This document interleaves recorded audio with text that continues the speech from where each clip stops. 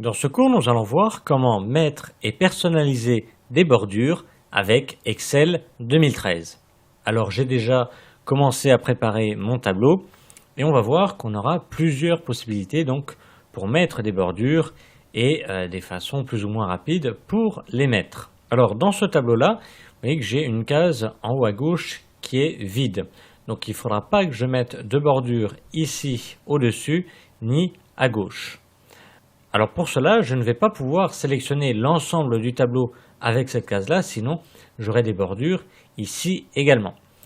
Donc on va voir qu'on va pouvoir le faire soit en deux fois, soit en une fois, mais différemment. Alors on va déjà voir comment le faire en deux fois. Eh bien tout simplement, je vais sélectionner ma partie de droite, je laisse appuyer, et je me déplace, même si mon tableau continue plus bas, peu importe, je descends et je remonte après pour arrêter où je veux. Je vais dans l'onglet Accueil et j'ai ici le type des bordures que je veux. Je vais cliquer sur le triangle pour afficher l'ensemble de mes bordures pour savoir où je veux les mettre. Et là, dans mon cas, je veux des bordures partout. Donc là, je vais cliquer sur toutes les bordures. Je désélectionne et vous voyez, j'ai bien les bordures partout. Même principe ici, je sélectionne, je redescends. Et comme j'ai utilisé ici toutes les bordures, il me garde la dernière action que j'ai faite ici sur l'outil bordure. Donc là, je n'ai pas à cliquer sur le triangle, je peux cliquer directement sur ce symbole-là pour mettre toutes les bordures. Donc voilà, première possibilité donc pour mettre des bordures ici. Mais je vais revenir en arrière et on va voir qu'on peut mettre des bordures partout sans le faire deux fois. Alors bien entendu, on est obligé de sélectionner deux fois. C'est-à-dire que je vais commencer à sélectionner ici, donc ma première partie, hop, jusqu'à 31. Et puis je vais cumuler la sélection ici en laissant appuyer sur la touche CTRL, CTRL, en bas à gauche de votre clavier. Donc je laisse appuyer sur cette touche, je clique, je laisse appuyer et je descends. Donc ça va me cumuler cette sélection. Et là, toujours pareil, je vais cliquer sur toutes les bordures. Je désélectionne et voilà, j'ai bien des bordures partout. Je vais revenir en arrière et puis on va voir donc comment personnaliser ces bordures. Par défaut, quand on choisit ici la bordure que l'on veut, une bordure en bas, une bordure à droite, etc., il nous met un trait fin, continu et noir. Mais on va voir qu'on va pouvoir le personnaliser. Admettons, je sélectionne ici mes mois et j'aimerais donc qu'il y ait des bordures partout, d'accord, mais en rouge, admettons. Je vais aller sur le triangle de l'outil bordure et je vais cliquer sur autre bordure.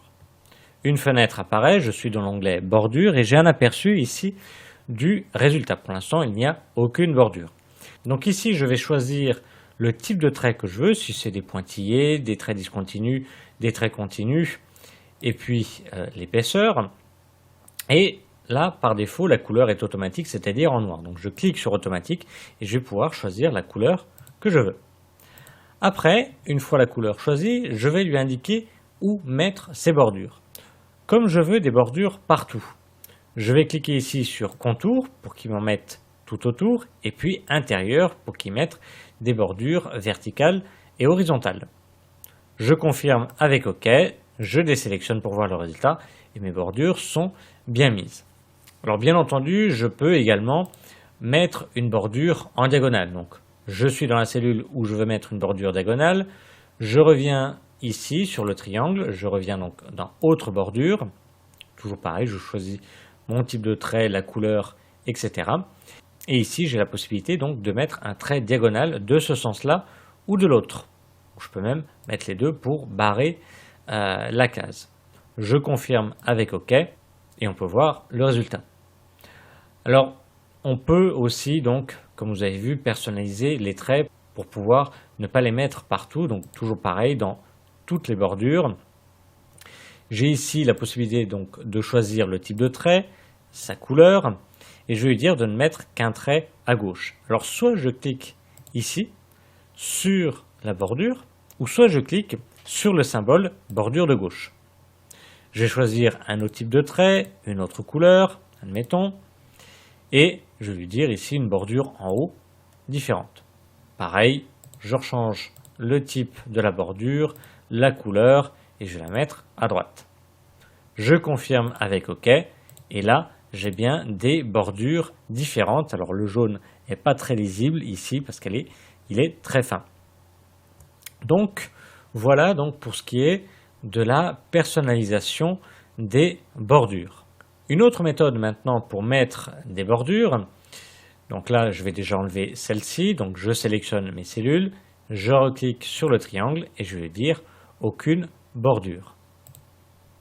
Voilà, donc j'ai une autre méthode pour mettre des bordures partout.